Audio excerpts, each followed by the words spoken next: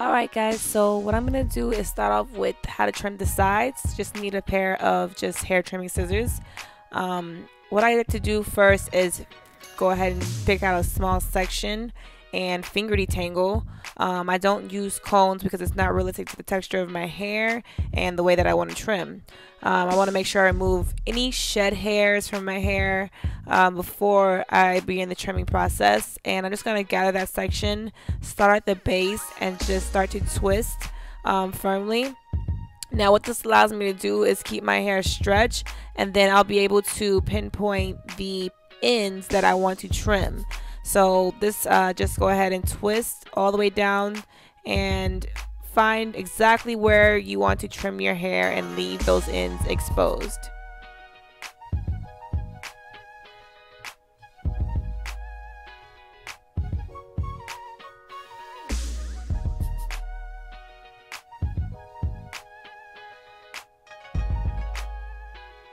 If it looks like I'm struggling, it's because I'm looking at the camera, not necessarily the mirror.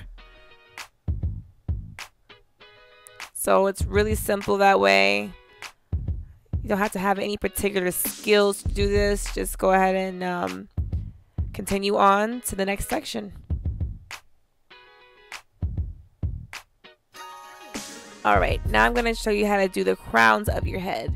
And in the crown of your head, you want to definitely keep that centered. And depending on how short or long your hair is, you're going to try to stretch your arms out as far as you can and keep that centered. Again, we're just going to go ahead and remove any shed hairs from that section.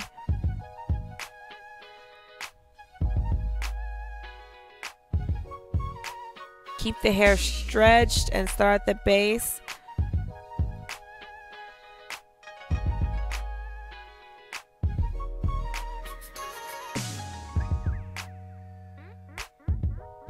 And again, just twist and twirl your hair firmly, keeping it centered.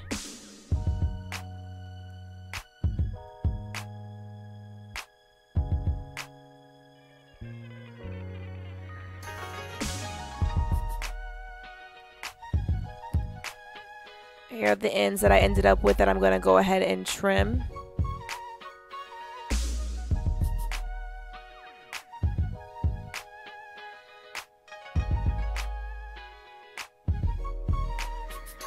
Now what I'm not going to do is really tell you how much to trim off your hair. That's up to you. At this particular moment, I'm trimming a good little chunk off of my hair because of the colored ends. They tend to dry out. So whatever you feel will benefit your hair, or what you're, also what you're ready to trim. I know that can be really nerve-wracking for naturals. Alright guys, and here is the back. Now with the back, I'll do the same thing, finger detangle, so I can still stay within my realistic texture and the way that I like to wear it. Once I finger detangled, I'm going to go ahead and remove those shed hairs off of my fingers.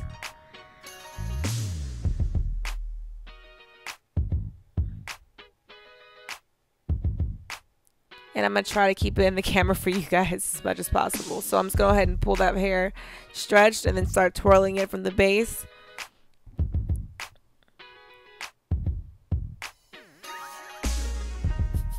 It may be a little bit harder to do in the back, but as long as you keep your hair stretched and you're kind of slightly tugging at it, you shouldn't have a problem.